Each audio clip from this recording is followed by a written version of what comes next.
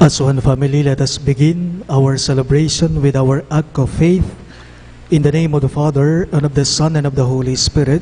Amen. The grace of our Lord Jesus Christ, and the love of God, and the communion of the Holy Spirit be with you all. And with your spirit.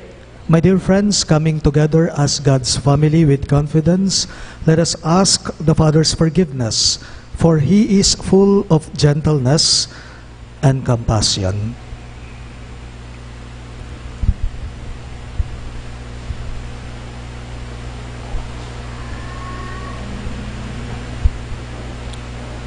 I confess To Almighty God, and to you, my brothers and sisters, that I have greatly sinned in my thoughts and in my words, in what I have done and in what I have failed to do, through my most grievous fault. Therefore I ask Blessed Mary, ever Virgin, all the angels and saints, and you, my brothers and sisters, to pray for me to the Lord our God. May Almighty God have mercy on us, forgive us our sins, and bring us to everlasting life. Amen.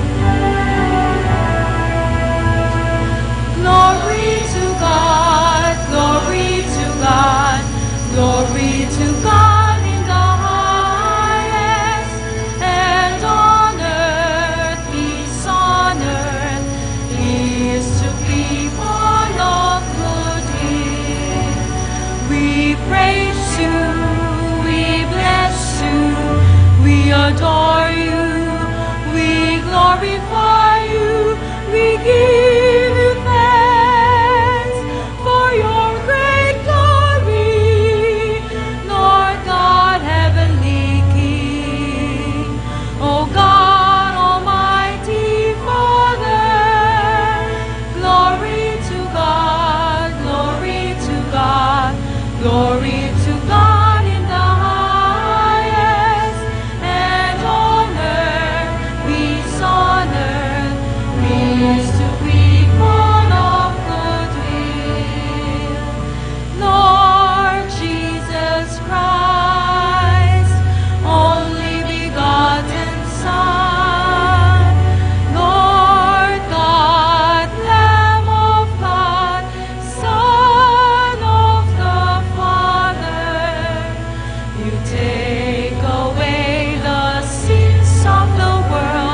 Have mercy on us. You take away the sins of the world. Receive our prayer. You are seated at the right hand of the Father. Have mercy on us. Glory to God, glory to God, glory to God in the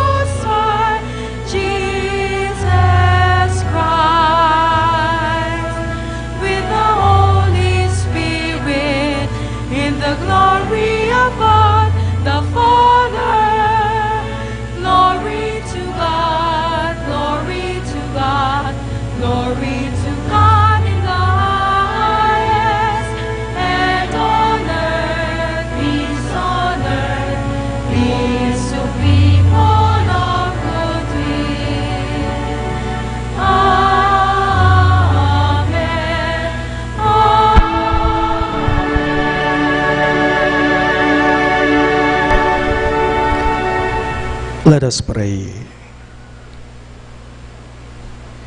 Look upon us, O God, Creator and Ruler of all things, and that we may feel the working of your mercy. Grant that we may serve you with all our heart, through our Lord Jesus Christ, your Son, who lives and reigns with you, in the unity of the Holy Spirit, one God, forever and ever. Amen.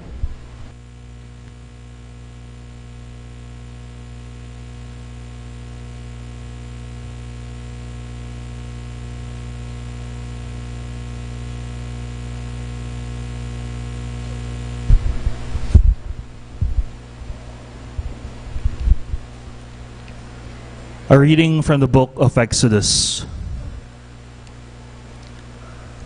The Lord said to Moses, "Go down at once to your people, whom you brought out of the land of Egypt, for they have become depraved. They have soon turned aside from the way I pointed out to them, making for themselves a molten calf and worshipping it, sacrificing it, and crying out, 'This is your God, O Israel, who brought you out of the land of Egypt.' I see how stiff-necked this people is," continued the Lord to Moses.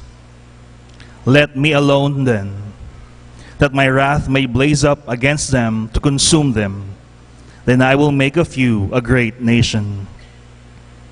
But Moses implored the Lord his God, saying, "Why, O Lord, should your wrath blaze up against your own people, whom you brought out of the land of Egypt with such great power and with so strong a hand? Remember your servants Abraham, Isaac, and Israel, and how you swore to them by your own self, saying, 'I will make your descendants as numerous as the stars in the sky, and all this land that I promised I will give your descendants as their perpetual heritage.' So the Lord relented in the punishment he had threatened to inflict to his people." The word of the Lord. Thanks be to God. For our responsorial psalm, let our response be, "I will rise and go to my Father."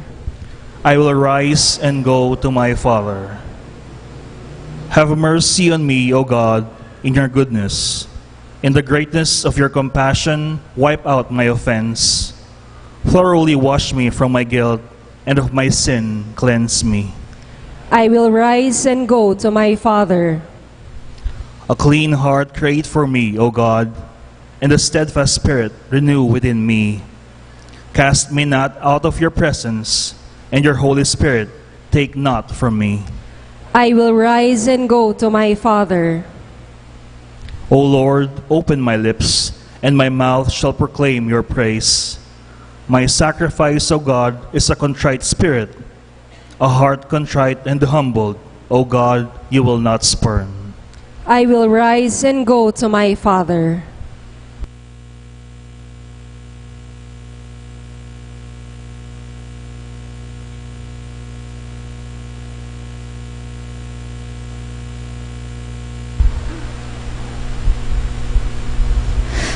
A reading from the first letter of St. Paul to Timothy.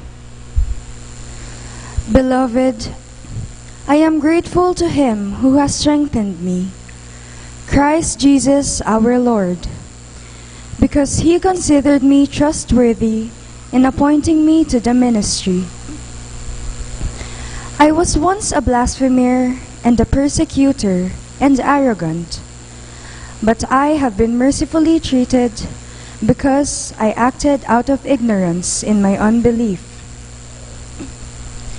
Indeed, the grace of our Lord has been abundant, along with the faith and love that are in Christ Jesus. This saying is trustworthy and deserves full acceptance. Christ Jesus came into the world to save sinners. Of these, I am the foremost. But for that reason, I was mercifully treated, so that in me, as the foremost, Christ Jesus might display all his patience as an example for those who would come to believe in him for everlasting life. To the King of ages, incorruptible, invisible, the only God, honor and glory forever and ever. Amen. The word of the Lord. Thanks be to God.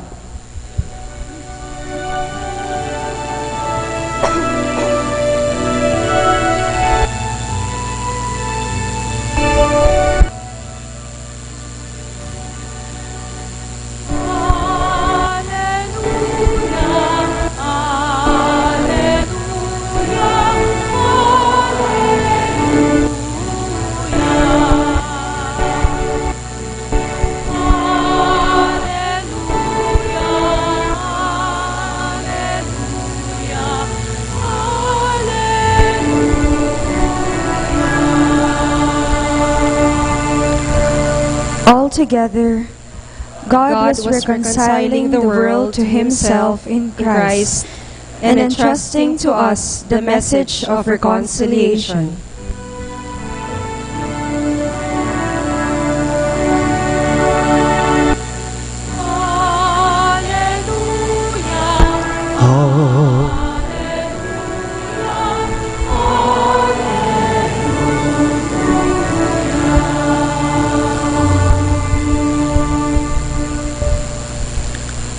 The Lord be with you. And with your spirit. A reading from the Holy Gospel according to St. Luke. Glory to you, O Lord.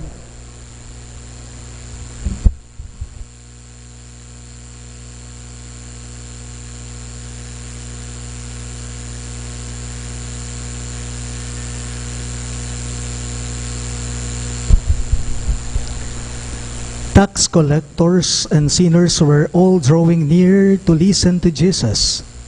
But the Pharisees and scribes began to complain, saying, "This man welcomes sinners and eats with them." So to them he addressed this parable. "What man among you, having 100 sheep and losing one of them, would not leave the 99 in the desert and go after the lost one until he finds it?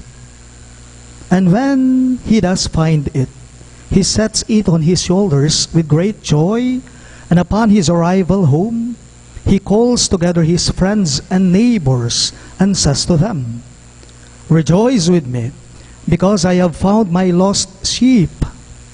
I tell you, in just the same way, there will be more joy in heaven over one sinner who repents than over 99 righteous people who have no need of repentance.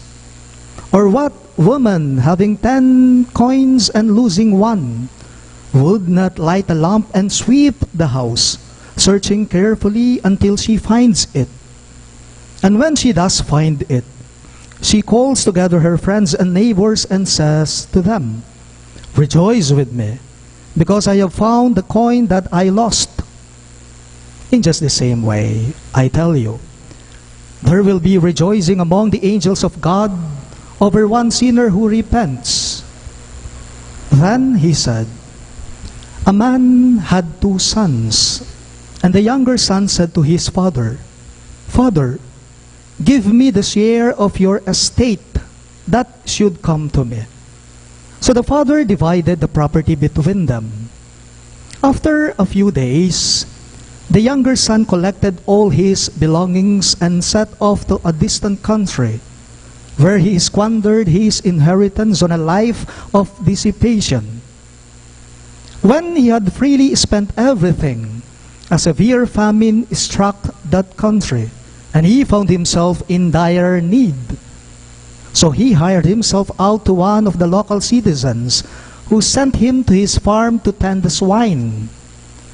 And he longed to eat his fill of the pods on which the swine fed, but nobody gave him any.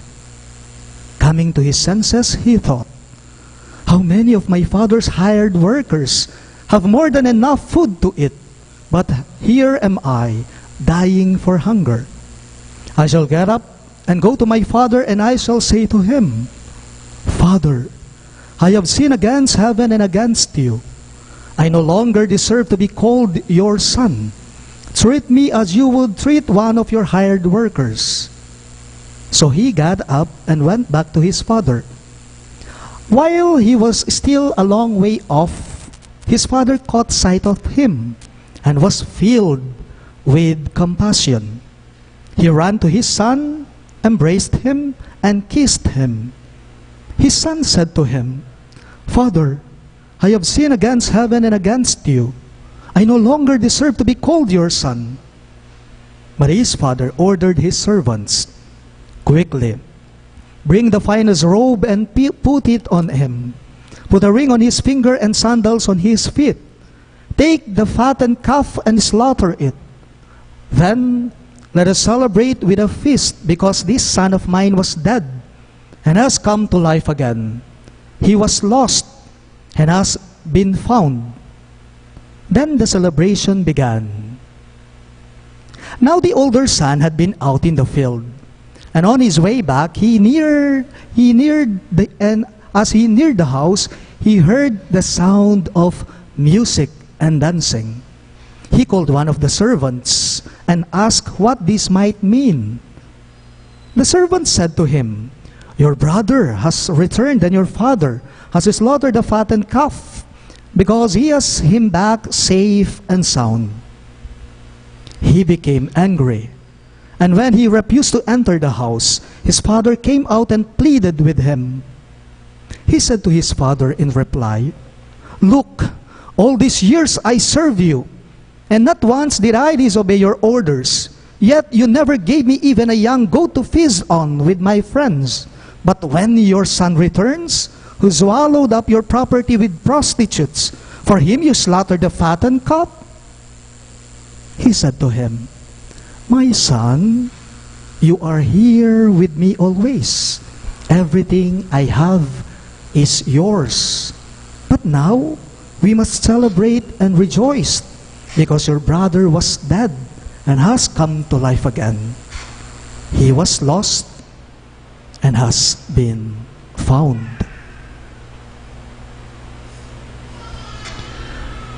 My dear friends, the Gospel of the Lord. Praise to you, Lord Jesus Christ.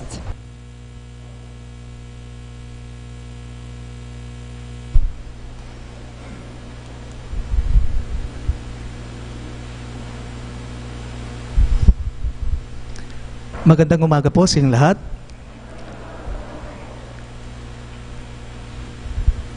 Sabi po nila, napaka-unfair daw po ng mundo.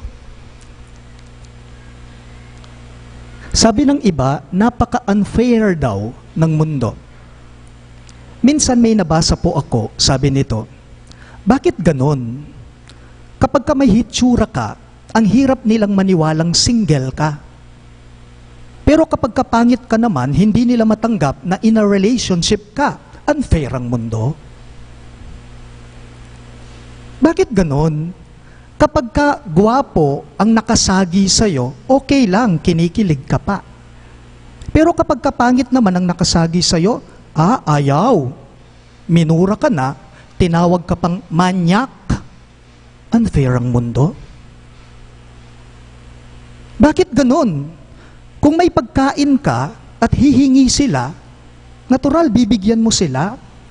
Pero kapag ka sila naman ang may pagkain at hihingi ka sa kanila, bukod sa pagdadamutan kanila, sasabihin pa na hingi ka ng hingi. Unfair ang mundo. Bakit ganun? Kapag ka sila ang nang aasar sa'yo, okay, go with the flow ka lang. Pero kapag naman ikaw ang mang-aasar sa kanila, ayaw nila, pikon sila. Unfair ang mundo. Bakit ganun? Kapag ka may kailangan sila sa'yo, napakabait nila. Kapag ka umuutang sila, maamo sila. Pero kapag ka nakuha na nila ang kanilang gusto sa'yo, huyu na sila sa'yo. Dead man na sila sa'yo, hindi ka nakakilala. Bakit ganon kapag ka kung sino pa yung absent ng absent at nangongopya lang sa exam, sila pa yung nakakakuha ng mataas na score kaysa sa'yo. Unfair ang mundo. Bakit ganon? Kapag ka nagdududa ang babae, madalas tumatama. Unfair ang mundo. Bakit ganon? Kung sino pa yung seryoso, siya pa yung nabibiktima ng mga taong nanloloko. Unfair ang mundo. Bakit ganon? Kung sino pa yung mga kamag-anak mo, sila pa yung unang maninira sa'yo. Unfair ang mundo. Unfair ang mundo. Unfair naman talaga, hindi po ba? Tanong ko lang, is life really unfair to us? Or is God unfair to us? Sometimes we feel that life is very unfair. We have done a lot of good things. Don't we deserve better? Yung bang ginawa mo na ang dapat, pero hindi pa rin sapat, unfair. I think this is also the elder brother in today's gospel felt. Yan ang naramdaman nung pangahanay sa ating ebanghelyo. Unfair naman. Instead of rejoicing that his brother who was presumed lost has come back, nagalit siya. He became angry by the fact that his father has received him back with a celebration. Natural, panganay ako, tapos winaldas nitong bunso ang lahat ng mana niya na tinanggap niya sa tatay namin, tapos babalik siya ng ganyan-ganyan lang, magagalit talaga ako. Unfair. Nagalit yung panganay. Naghimutok siya. May namdaman niya rugo. Ano pong sinabi ng panganay sa tatay niya? Anong sinabi niya? Sa loob po ng mahabang panahon, hindi ko po pinasama ang loob nyo. Lahat ng iniutos nyo, ginawa ko. Pero ngayong dumating ang anak nyong yan. Anak nyong yan ang nagamit sa ating ebanghelyo. Parang hindi man turing kapatid Ang turing niya sa bunso, ngayong dumating ang anak nyong yan, nawinaldas ang lahat-lahat ng inyong ari-arian, lahat ng kanyang mana, tapos pinapatay pa ninyo, yung pinatabang guya, yung biserong baka. This is unfair, Daddy. Sabi niya, you are unfair. This is unfair. Napaka-unfair mo naman, tay. Yun yung sumbat ng panganay. This is unfair. You know, it is a word that is often used to justify anger. This is unfair. It is a word that is often used to justify self-righteousness, intolerance, and violence.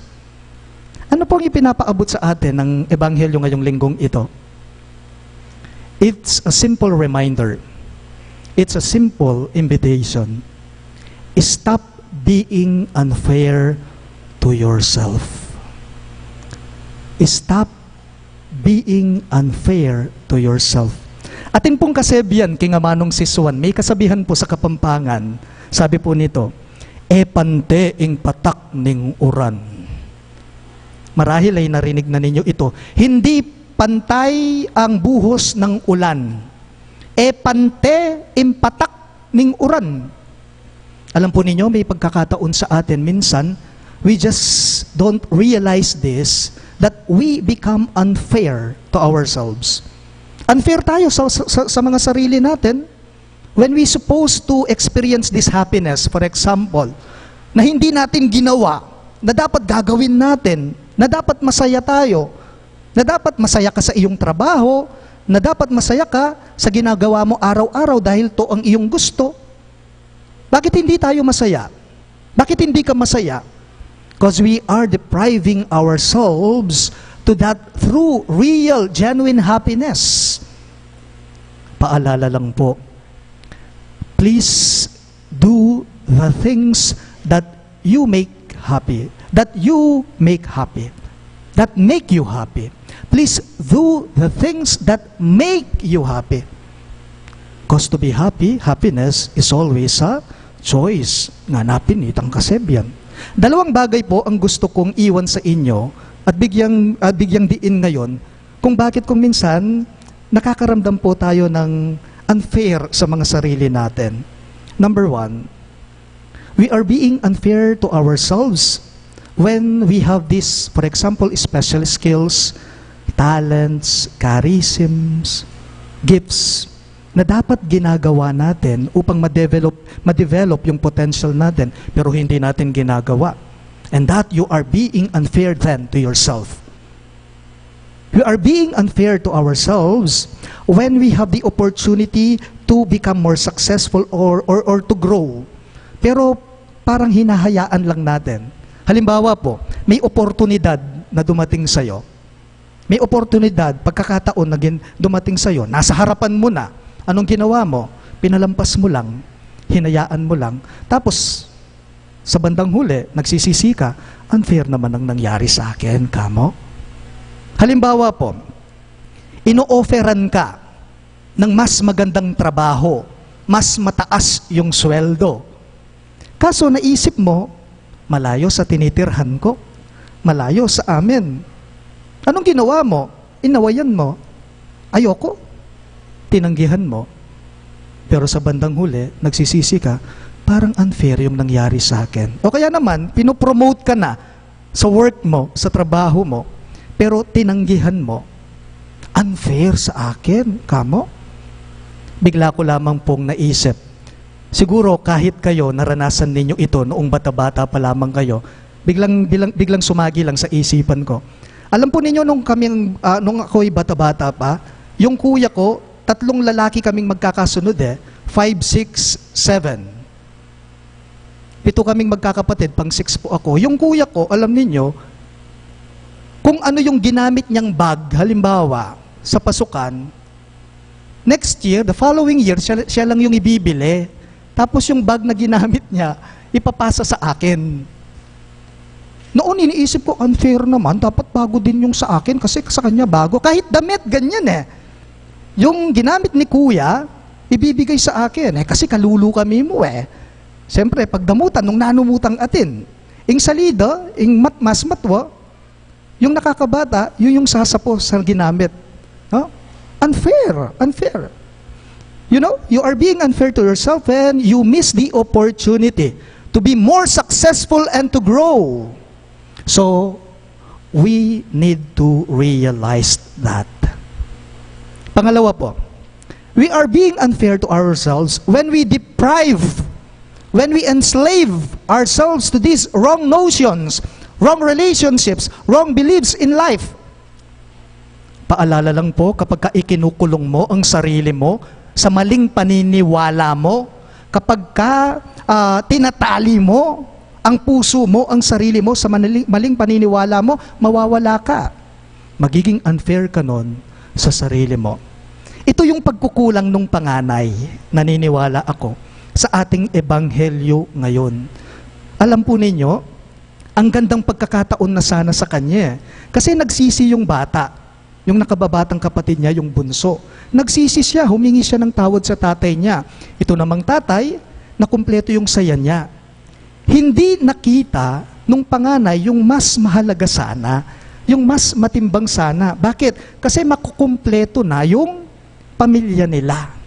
Makukumpleto na silang 3 kasi nandoon na ang kapatid niyang bunso. Feeling niya unfair ang nangyari sa kanya. Feeling niya parang kawawa siya. Wala siyang halaga. Malatiing lawe naking sarili na kinawawa niya lalo ang sarili niya. Paalala lang po, stop being unfair to yourself and start to be fair to yourself. Stop being unfair to yourself and begin to be fair to yourself. Please rise. I believe in one God, The Father Almighty, maker of heaven and earth, of all things visible and invisible. I believe in one Lord Jesus Christ, the only begotten Son of God, born of the Father before all ages, God from God, light from light, true God from true God, begotten, not made, consubstantial with the Father. Through him all things were made. For us men and for our salvation, he came down from heaven, and by the Holy Spirit was incarnate of the Virgin Mary and became man. For our sake he was crucified under Pontius Pilate. He suffered death and was buried, and rose again on the third day in accordance with the Scriptures. He ascended into heaven, and is seated at the right hand of the Father. He will come again in glory to judge the living and the dead, and his kingdom will have no end. I believe in the Holy Spirit, the Lord, the giver of life, who proceeds from the Father and the Son, who with the Father and the Son is adored and glorified, who has spoken through the prophets. I believe in one holy, Catholic, and Apostolic Church. I confess one baptism for the forgiveness of sins, and I look forward to the resurrection of the dead and the life of the world to come. Amen. Let us now pray to the Lord, who desires not the destruction of sinners, but their repentance. May we acknowledge our own mistakes and accept wholeheartedly those who have failed. In every petition you shall respond, Lord, hear our prayer. All of us, please. Lord, hear our prayer. That the Church and her leaders may fight all forms of evil and sin, and yet not condemn and reject the sinners, we pray. Lord, hear our prayer. That government leaders, judges, and the police force, in maintaining peace and order, may shun corruption and favoritism, and respect the basic dignity of all, even of those suspected or guilty of wrongdoings. We pray. Lord, hear our prayer. That the wayward, the lost, and sinners may not find themselves excluded by their families and communities, but may instead experience openness, forgiveness, and encouragement for a new life. We pray. Lord, hear our prayer. That work-related problems and differences may be solved through frank and honest dialogue, rather than through extreme measures that only lead to the suffering of all. We pray. Lord, hear our prayer. That we may see ourselves as a community of imperfect people who must travel the path of ongoing conversion and renewal. We pray. Lord, hear our prayer.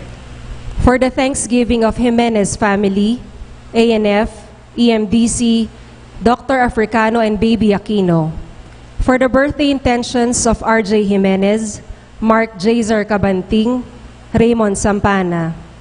For the special intentions of Leila Abiog, Paz Zuing, Anita Teodin, Christia Kalilong, the St. Jude Thaddeus Parish Pastoral Council, the St. Jude Village officers and homeowners.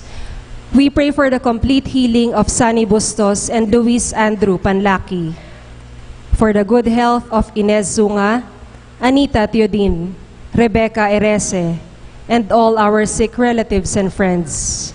For the eternal repose of the souls of Norma, Maria Virginia, Antonio Alde, Ernesto De Leon, Nenita Manalo, Oscar Erese, Marcelo and Dolores Bondoc, Helen Tiopenco, Tita Shok, Teresita Alonzo Calma, Benjamin and Isabel Lagman, Benjamin Gabis, Juliana Lansangan, Leonora Lansangan, and all souls in purgatory.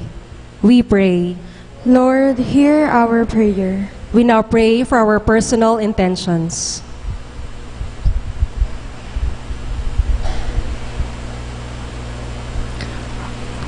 God our Father, as we seek your forgiveness, give us a heart ready to forgive our brothers and sisters. May we experience and celebrate together the joy of your forgiveness. We ask this through Christ our Lord. Amen.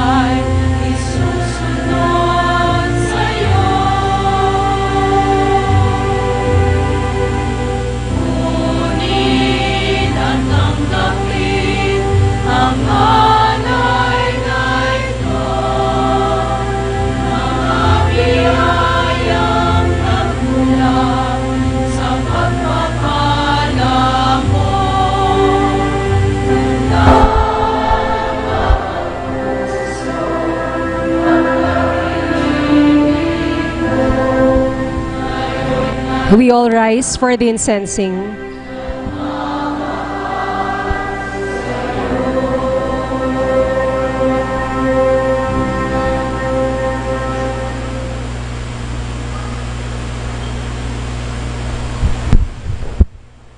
Pray, my dear friends, that my and your sacrifice may be acceptable to God, the Almighty Father. May the Lord accept the sacrifice at your hands for the praise and glory of his name, for our good and the good of all his holy church. Look with favor on our supplications, O Lord, and in your kindness accept these your servants' offerings, that what each has offered to the honor of your name may serve the salvation of all. We ask this through Christ our Lord. Amen. The Lord be with you. And with your spirit, Lift up your heart. we lift them up to the Lord. Let us give thanks to the Lord our God. It is right and just. It is truly right and just, our duty and our salvation, always and everywhere to give you thanks, Lord, Holy Father, Almighty and Eternal God, through Christ our Lord. For by his resurrection he plainly appeared to all his disciples and was taken up to heaven in their sight, that he might make us sharers in his divinity.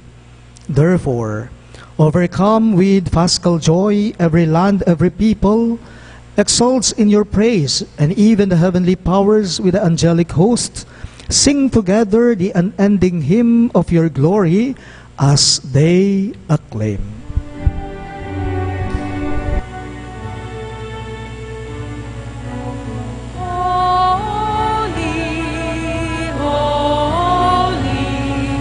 Holy Lord, God of hosts, heaven and earth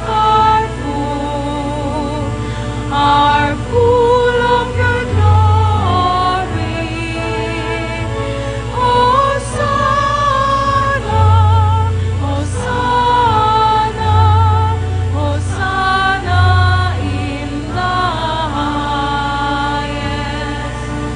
Blessed is he who comes in the name of the Lord. Hosanna, Hosanna, Hosanna in the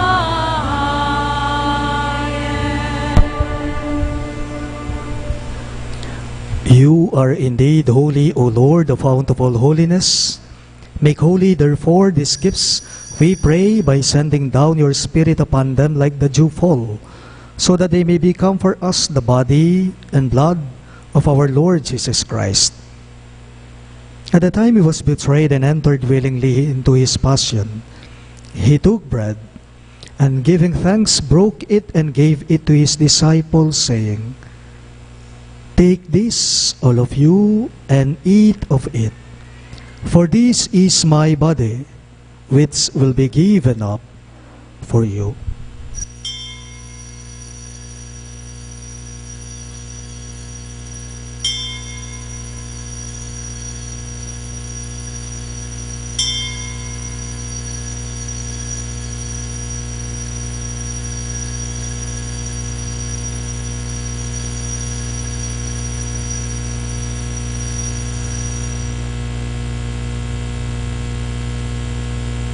In a similar way, when supper was ended, he took the chalice, and once more giving thanks, he gave it to his disciples, saying, Take this, all of you, and drink from it.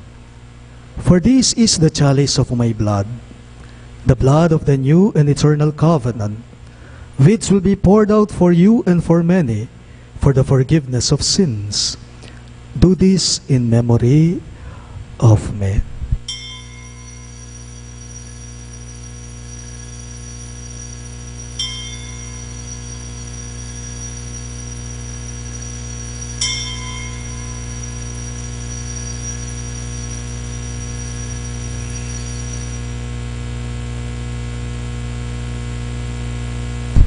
The mystery of faith.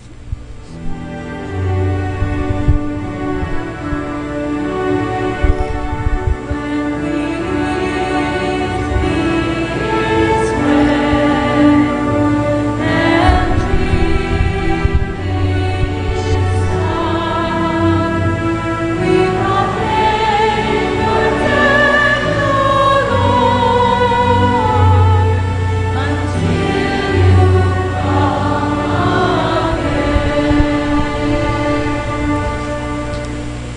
Therefore, as we celebrate the memorial of his death and resurrection, we offer you, Lord, the bread of life and the chalice of salvation, giving thanks that you have held us worthy to be in your presence and minister to you. Humbly we pray that partaking of the body and blood of Christ, we may be gathered into one by the Holy Spirit. Remember, Lord, your church spread throughout the world, and bring her to the fullness of charity. Together with Francis, our Pope, Florentino, our Bishop, and all the clergy. Remember our brothers and sisters who have fallen asleep in the hope of the resurrection, and all who have died in your mercy. Welcome them into the light of your face. Have mercy on us all. We pray that with the Blessed Virgin Mary, Mother of God, Saint Joseph, her most chaste spouse, with the blessed apostles, Saint Jude Thaddeus, our patron saint, and all the saints who have pleased you throughout the ages, we may merit to be co-heirs to eternal life, and may praise and glorify you through your Son, Jesus Christ. Through him, with him, and in him, and the unity of the Holy Spirit, all glory and honor is yours, Almighty Father, forever and ever.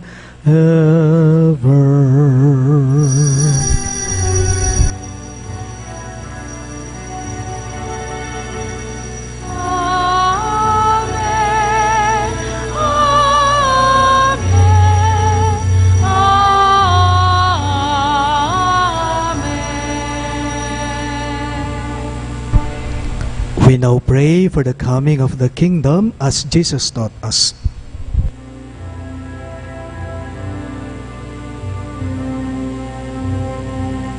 Our Father, who art in heaven,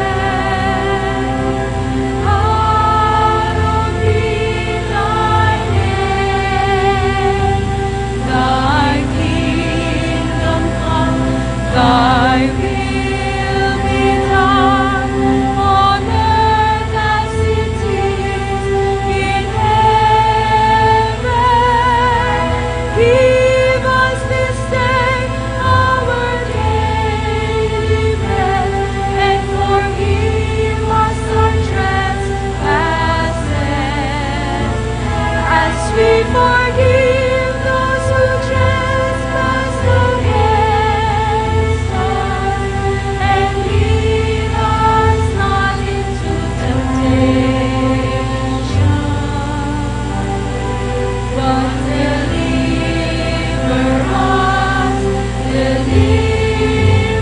us from evil.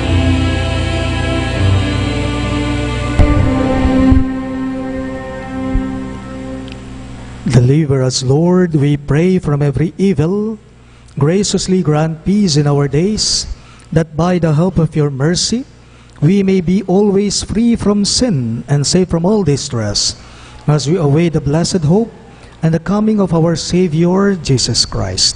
For the kingdom, the power, and the glory are yours now and forever. Lord Jesus Christ, who said to your apostles, "Peace I leave you, my peace I give you," look not on our sins, but on the faith of your church, and graciously grant her peace and unity in accordance with your will, who live and reign forever and ever. Amen. The peace of the Lord be with you always. And with your spirit. Let us offer each other the sign of peace. Peace with you.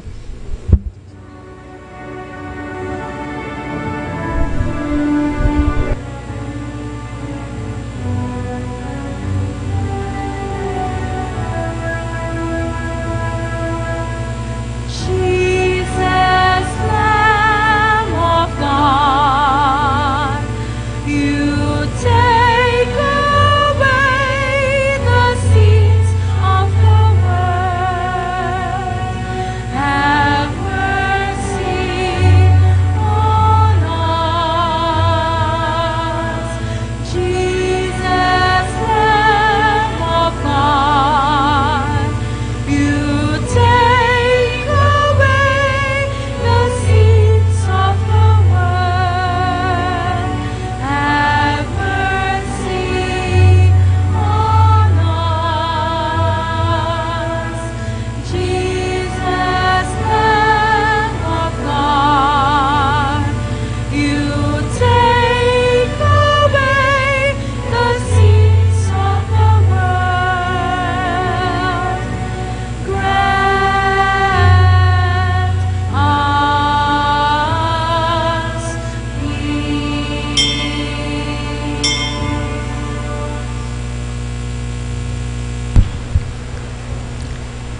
This is Christ Jesus our Lord.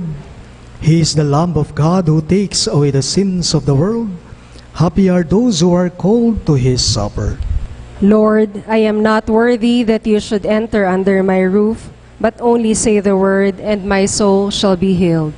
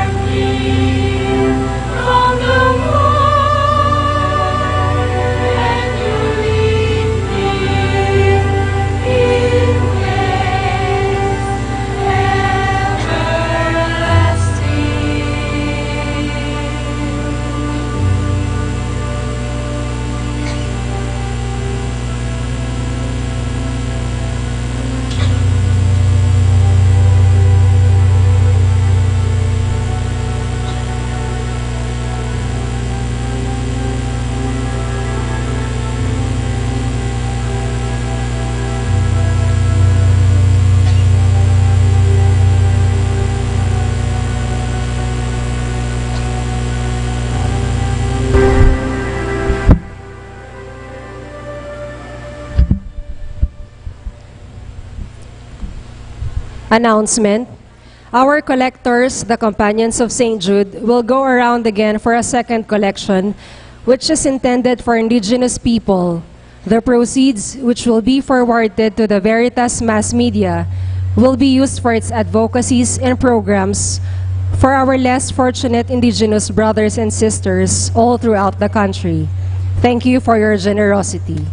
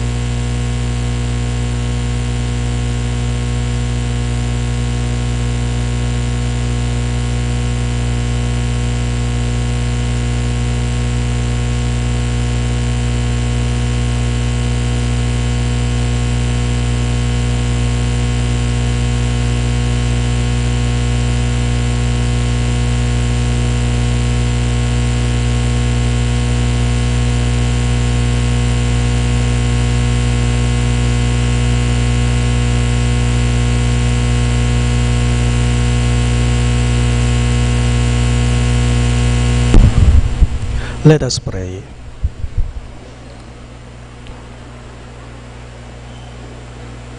May the working of this heavenly gift, O Lord, we pray, take possession of our minds and bodies, so that its effects and not our own desires may always prevail in us. We ask this through Christ our Lord. Amen. The Lord be with you. And with your spirit. Bow your heads and pray for God's blessing.